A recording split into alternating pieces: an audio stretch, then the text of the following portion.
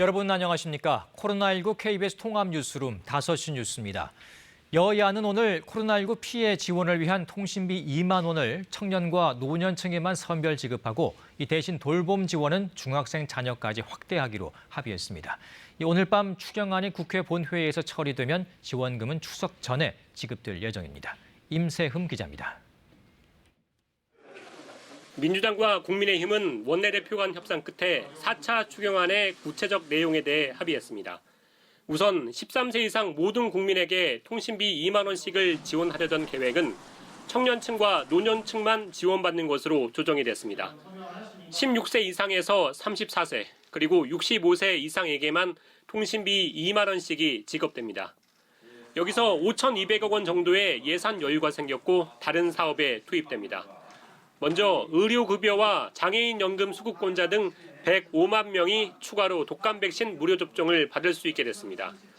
또 초등학생까지 한 명당 20만 원을 지급하기로 했던 아동특별 돌봄비는 중학생까지 확대하기로 여야는 합의했습니다. 중학생 지원 금액은 15만 원입니다. 개인 택시 기사뿐 아니라 법인 택시 기사에게도 100만 원씩을 지원하기로 했습니다. 이 밖에도 유흥주점과 콜라텍 등 집합금지 업종에 대해서도 200만 원이 지급됩니다. 추경안은 실무 작업을 거쳐 오늘 저녁 국회 본회의에서 처리될 예정입니다. 정부는 절차를 서둘러서 추석 전에는 지원금이 지급되도록 할 계획입니다. KBS 뉴스 임세웅입니다. 오늘부터 시작될 예정이었던 독감, 인플루엔자 예방 접종이 전격 중단됐습니다. 이 백신 이송 과정 중에 일부가 상온에 노출됐기 때문이라는데 접종 일정에 차질이 빚어지진 않을까 우려됩니다. 이효영 기자가 보도합니다. 오늘부터 인플루엔자 백신 무료 접종이 시작되는 대상은 임신부와 만 13세에서 18세였습니다. 하지만 접종을 하루 앞둔 어젯밤 질병관리청은 예방접종 계획을 일시 중단한다고 긴급하게 발표했습니다. 질병청은 인플루엔자 백신을 옮기는 냉장차에서 백신을 배분하는 과정에 일부 백신이 상온에 노출됐기 때문이라고 설명했습니다. 인플루엔자 백신은 이동 과정 중에 영상 2도에서 8도의 온도를 유지해야 합니다. 질병청은 이번에 문제가 된 백신은 정부의 조달 계획을 통해 공급된 500만 도즈 가운데 일부가 상온에 노출된 것으로 파악하고 있습니다.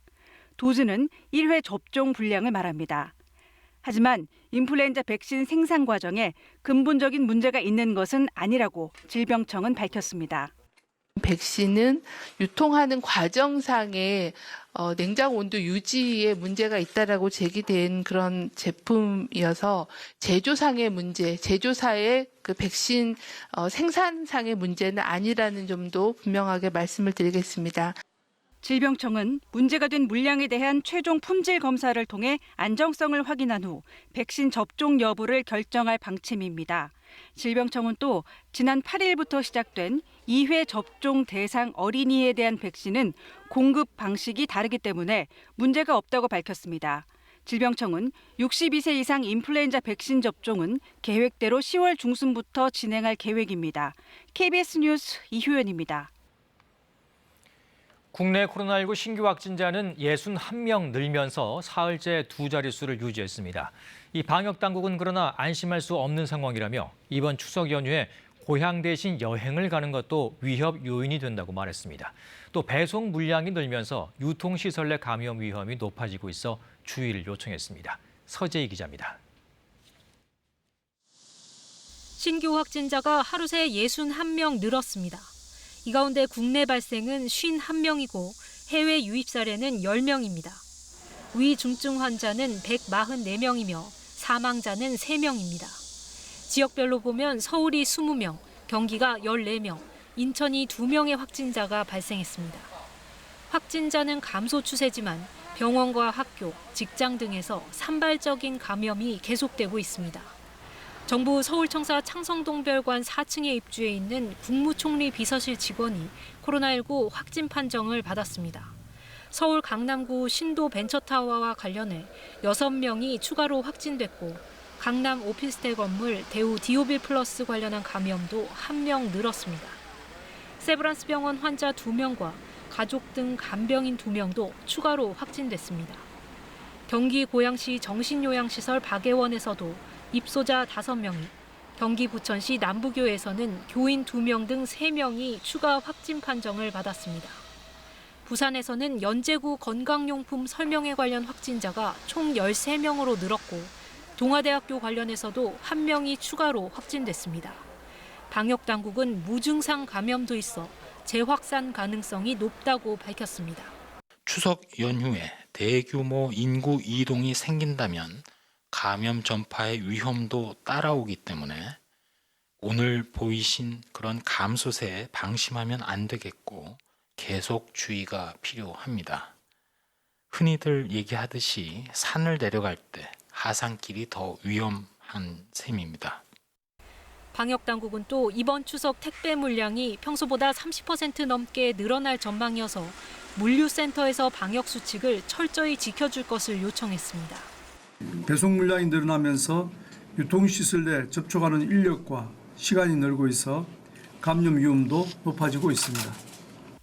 방역당국은 인플루엔자와 코로나 동시유행 우려에 대해서는 인플루엔자는 백신 예방접종을 통해 상당 부분 예방할 수 있고 치료제가 충분히 비축돼 어느 정도 통제될 수단이 있다고 설명했습니다.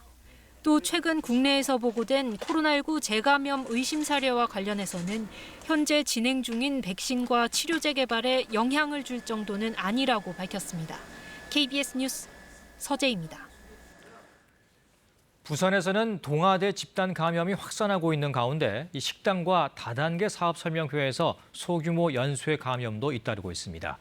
이런 가운데 부산의 한 확진자가 자가격리 중에 전남 순천의 장례식장을 방문해 경찰에 고발 조치됐습니다. 이슬 기자가 보도합니다. 부산시는 오늘 부산에서 9명의 코로나19 추가 확진자가 발생했다고 밝혔습니다. 이 가운데 1명은 집단 감염이 발생한 동아대 학생입니다. 부산시는 동아대 첫 확진자인 부산 366번 학생과 접촉한 학생이 양성 판정을 받았다고 밝혔습니다. 이로써 동아대 관련 확진자는 13명으로 늘었습니다. 부산시는 이들 대부분이 같은 동아리 소속 학생들로 모임을 진행한 식당에서 감염됐을 가능성이 높은 것으로 파악하고 있습니다. 현재 부산시는 800여 명을 접촉자로 분류해 검사를 진행하고 있지만 확진자가 늘면서 접촉자 규모는 늘어날 전망입니다. 부산 연제구의 다단계 사업 설명회에서도 확진자가 계속 나오고 있습니다. 이 설명회에 참석한 2명이 또 추가 확진 판정을 받는 등 현재까지 전국적으로 11명의 관련 확진자가 발생했습니다. 부산시는 설명회에 참석한 직원과 방문자를 50명으로 파악하고 검사를 진행하고 있습니다. 부산의 한 식당에서도 확진자가 잇따르고 있습니다. 부산 362번 확진자가 방문한 부산 북구의 식당과 관련해 1명의 확진자가 추가됐는데 이 확진자는 식당 이용자의 가족 접촉자로 파악됐습니다. 특히 이 식당을 이용한 확진자 1명이 자가격리 상태에서 전남 순천의 장례식장을 다녀간 사실이 확인돼 보건당국이 조사를 벌이고 있습니다. 순천시는 장례식장 CCTV 등을 통해 접촉자 190여 명을 파악했고 이 가운데 179명은 음성 판정을 받았다고 밝혔습니다.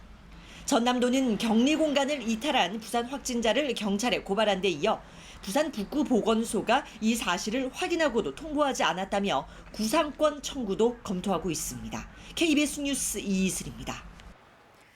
제주에서 음주운전 뺑소니로 의심되는 교통사고가 발생해 경찰이 수사에 나섰습니다.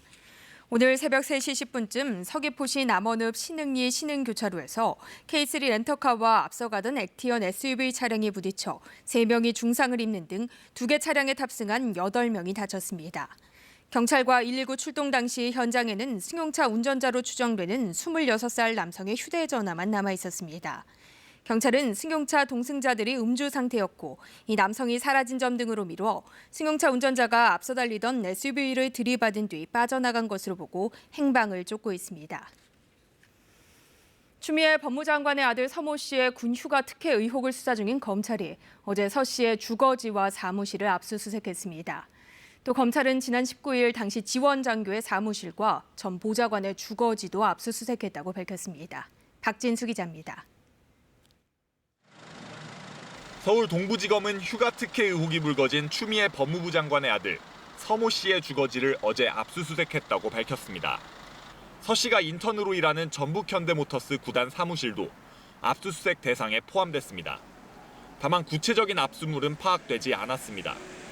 검찰은 지난 19일엔 휴가 미복귀 의혹 당일 서 씨의 부대를 찾은 것으로 알려진 지원장교의 사무실과 주거지, 휴가 연장과 관련해 지원장교와 통화한 것으로 알려진 추 장관 전 보좌관의 주거지도 압수수색했다고 설명했습니다.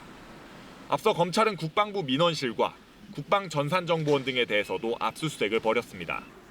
당시 검찰은 추 장관 측이 민원실에 전화를 걸었다고 알려진 시기에 통화 기록 등을 확보한 것으로 알려졌습니다. 서 씨는 2017년 당시 카투사로 복무하면서 병가와 개인 휴가를 잇따라 사용하는 과정에서 특혜가 있었다는 의혹을 받고 있습니다. 검찰은 고발장이 접수된 지 8개월여 만인 지난 13일 서 씨를 소환 조사했습니다. 한편 국민권익위원회는 서 씨의 휴가 미복귀 의혹을 제기한 당직병사가 낸 공익신고자 보호 신청과 관련해 오늘 당직병사를 면담했습니다. KBS 뉴스 박진수입니다. 검찰이 윤석열 검찰총장과 배우자, 장모 등을 고소고발한 정대택 씨를 고발인 신분으로 불러 조사합니다. 서울중앙지검 형사 6부는 오는 25일 오후 2시 정 씨를 불러 조사한다고 밝혔습니다. 정 씨가 관련 사건을 검찰에 수사해달라고 요청한 지 7개월 만에 이뤄지는 첫 조사입니다. 정 씨는 올해 2월 윤 총장 장모와 배우자를 사기 등 혐의로 윤 총장을 직권남용 권리행사 방해 등 혐의로 고소 고발했습니다. 당시 정 씨는 윤 총장의 배우자와 장모가 약 6억 원 상당의 현금과 아파트 등의 대가를 이용해 자신을 모함하고 징역을 살게 했고 자신을 무고로 고소까지 했다고 주장했습니다. 사기 논란에 휩싸인 미국 수소 트럭 업체 니콜라의 창업자이자 대표가 결국 사임했습니다. 사기 혐의를 인정한 건 아닌데 니콜라 주가는 20% 가까이 폭락했습니다. 뉴욕 한보경 특파원입니다. 테슬라 주가가 20% 넘게 폭락하고 대표 기술 기업들이 크게 휘청거렸던 지난 8일. 수소 트럭 업체 니콜라의 주가는 오히려 40% 넘게 폭등했습니다. 아직 수소 트럭 한 대도 팔지 못한 니콜라에 GM이 기술만 믿고 20억 달러를 투자하겠다고 나선 겁니다. 하지만 이틀 후 금융분석업체 힌데버그가 니콜라의 기술은 사기라고 주장하는 장문의 보고서를 공개하면서 니콜라는 이른바 사기 논란에 휩싸였고 결국 니콜라의 창업자인 트레버 밀턴 회장은 현지 시간 그제 사임하겠다고 발표했습니다. 이 영향으로 니콜라의 주가는 20% 가까이 폭락했습니다. There are legitimate concerns about the validity of this company's financials and business model. 밀턴 회장이 사기 논란에 대한 직접적인 언급 없이 돌연 자리에서 물러나면서 니콜라에 대한 시장의 의구심이 더 커지는 건 불가피해 보입니다. 힌데버그 측은 밀턴 회장의 사임은 그저 시작에 불과하다며 자신들이 제기한 주장은 사실일 거란 뜻을 내비쳤습니다. 투자자들의 소송 가능성도 거론되고 있는 가운데 현재 미국 증권거래위원회와 법무부가 니콜라에 대해 제기된 의혹들을 놓고 조사를 벌이고 있습니다. 결국 이 조사 결과 어떻게 나올지에 초미의 관심이 쏠리고 있는 상황입니다. 뉴욕에서 KBS 뉴스 한보경입니다. 니콜라 주가가 급락하면서 국내 투자자들도 하루 만에 300억 원대 손실을 보게 됐습니다.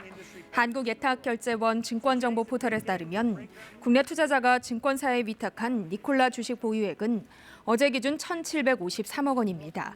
니콜라가 19.33% 급락한 것 등을 감안하면 국내 투자자의 주식 가치도 최소 339억 원 감소한 것으로 추산됩니다.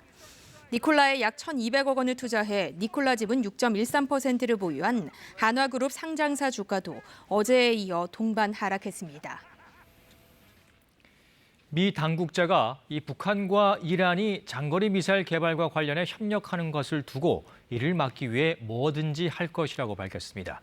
앞서 미 정부는 대이란 제재 방침을 발표하면서 이란이 무기 거래를 통해 불량 정권에 되파는 등의 행위를 하지 못하게 할 것이라고 밝혔습니다.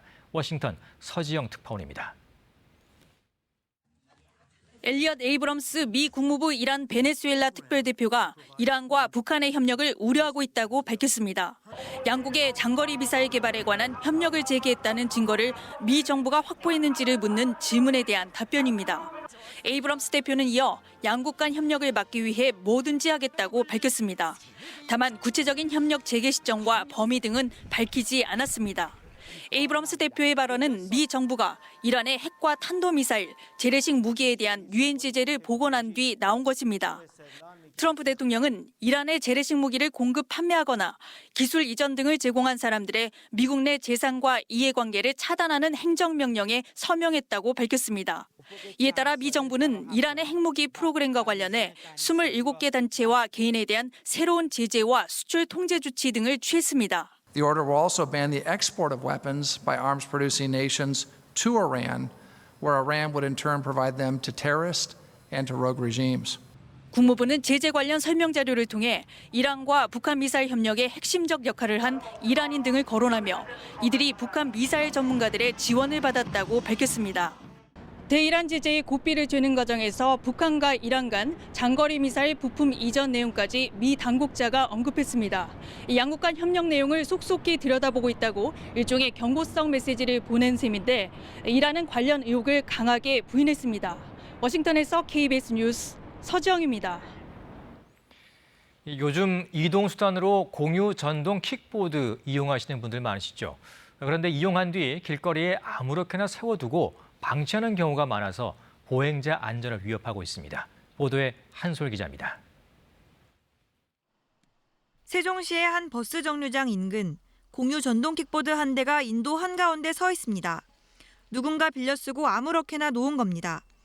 또 다른 대전의 한 번화가 자전거 도로 한가운데 역시 공유 전동 킥보드가 그대로 방치돼 있습니다.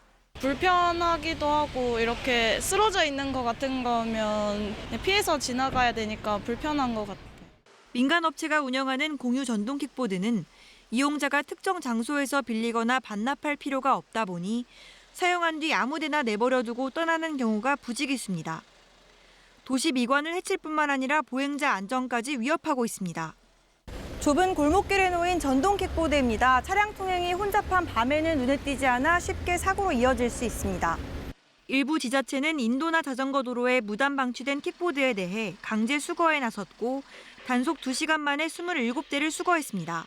시에서 마련한 보관 장소에 보관을 하고 업체에 통보를 하면 보통 한 이틀 정도 뒤에 업체에서 수거를. 빠르고 편리하다는 이유로 젊은 세대에게 인기인 공유 킥보드. 하지만 무단 방치로 인해 곳곳에 안전사고 위험이 도사리고 있습니다. KBS 뉴스 한솔입니다. 네, 우리 생태계를 교란하는 베스와 블루길, 황소개구리에 이어서 최근에는 미국 가재가 큰 위협이 되고 있습니다. 한 환경단체 조사 결과 2년 만에 개체 수가 10배나 늘어난 것으로 추정됩니다. 서윤덕 기자가 취재했습니다. 저수지에 담갔던 그물을 들어올리자 가재가 나옵니다. 검붉은 빛을 띠는 몸통과 커다란 집게발. 2년 전 국내 서식이 확인된 미국 가재입니다. 미국 가재는 천적이 적은 데다 토종 가재에게 전염병으로 옮길 수 있어 지난해 생태 교란종으로 지정됐습니다. 이 미국 가재의 또 다른 문제는 굴을 파는 습성입니다. 한 5m까지 파는 걸로 알고 있고 뚝이나 제방 같은 경우에 많은 개체들이 굴을 파놨을 때 그 뚝에 지나가는 사람이라든가 경운기 트랙터가 지나갔을 경우에 무너질 수도 있고요. 미국 가재는 호남 평야를 흐르는 만경강과 우리나라 4대 강 중 하나인 영산강 일대에서 발견되고 있다고 국립생태원은 밝혔습니다. 하지만 알을 최대 500개까지 낳을 만큼 번식력이 뛰어나 다른 지역으로 퍼져나갈 가능성도 있습니다. 재작년에는 저희가 확인했을 때 한 200수 정도 그렇게 많은 양이 나오진 않았습니다. 근데 올해 여름 같은 경우는 거의 2,000수에 가까운 가재가 이제 포획이 됐어요. 그렇기 때문에 이게 기하급수적으로 늘 수가 있기 때문에 미국 가재는 관상용으로 수입된 뒤 버려지면서 국내 생태계에 유입된 것으로 추정됩니다. 환경당국이 퇴치 활동을 시작했지만 일본과 유럽 등에서 미국 가재로 인한 피해가 확인되고 있는 만큼 서식지가 넓어지기 전에 강력한 대책이 시급해 보입니다. KBS 뉴스 서윤덕입니다. 전세 보증금을 월세로 바꿀 때 적용되는 비율인 전월세 전환율이 4%에서 2.5%로 낮아집니다. 국토교통부는 이런 내용을 담은 주택임대차 보호법 시행령이 국무회의를 통과해 29일 시행될 예정이라고 밝혔습니다. 전월세 전환율은 전세 보증금의 전부나 일부를 월세로 전환할 때 적용되는 산정률입니다. 역으로 월세를 전세로 바꿀 때는 적용되지 않습니다. 국토부는 현재 시중금리 수준을 고려할 때 전월세 전환율이 과도하게 높아 서민 주거비 부담 완화를 위해 하향 조정할 필요가 있다는 의견이 많았다고 개정 취지를 밝혔습니다. 마트에 가면 낱개로 판매되는 제품을 1+1과 같은 이름으로 묶어 비닐에 재포장된 제품들을 쉽게 볼 수 있는데요. 내년 1월부터는 이런 비닐 재포장이 금지됩니다. 해마다 늘어나는 비닐 사용량을 줄이기 위한 조치입니다. 정지주 기자입니다. 자, 지금 보시는 건 미국 캘리포니아의 한 바다에서 발견된 해달입니다. 평소 해조류를 덮고 잔다는 이 해달이 지금 덮고 있는 것은 바로 비닐 쓰레기입니다. 해마다 전 세계에서 바다에 버려지는 플라스틱 쓰레기가 800만 톤 정도인데 이 가운데 47%가 포장재, 그러니까 비닐류입니다. 5년 후면은 이 플라스틱 쓰레기가 물고기의 3배에 이를 거고요. 또 바다새의 99%, 30년 후면 생존이 어렵다는데요. 자, 그런데도 비닐 사용량은 매년 5%씩 늘고 있습니다. 그래서 이 사용량이라도 줄여보자 7월 3일을 세계 비닐봉투 없는 날로 정하기까지 했습니다.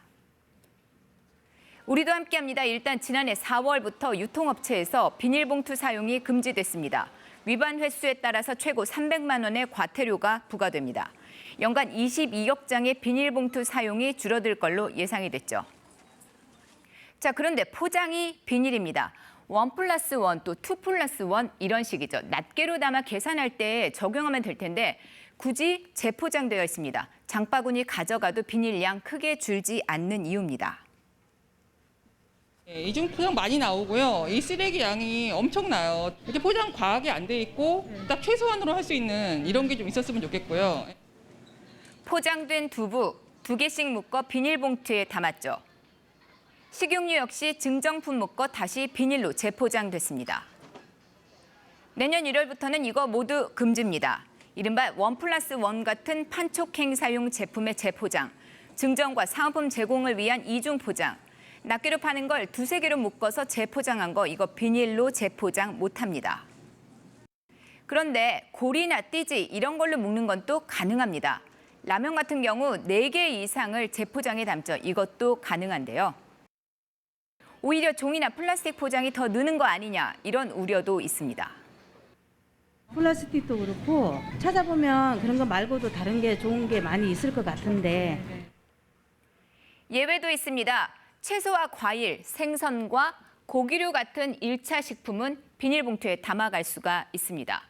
당초 재포장 금지법, 이거 지난 7월에 시행될 예정이었습니다. 하지만 기준이 모호하다는 비판에 업계와 소비자 또 전문가의 협의를 거쳤습니다. 세부 규정도 생겼고요. 그래서 내년 1월부터 시행하기로 변경이 됐습니다. 규제 대상이 줄어서 효과가 의문이라는 지적이 많은데요. 하지만 이렇게만 해도 연간 8% 정도 2만 7천 톤의 비닐 쓰레기를 줄일 수 있다는 게 환경부의 전망입니다. 자, 비닐봉투 있을 땐 몰랐는데 이거 없으면 은근히 불편합니다. 하지만 조금만 감수하면 환경이 살죠. 그렇게 슬기롭게 장을 볼 수가 있습니다. 저는 장 볼 때 쇼핑 목록에 맞춰 주머니와 용기를 준비해 가요. 비닐 대신 용기에 담아갈 거예요. 과일이나 야채는 그물 모양의 장바구니에 담습니다. 미리 준비해온 용기에 반찬을 담아 구매해요. 자, 그리고 고기나 생선도 용기에 담습니다.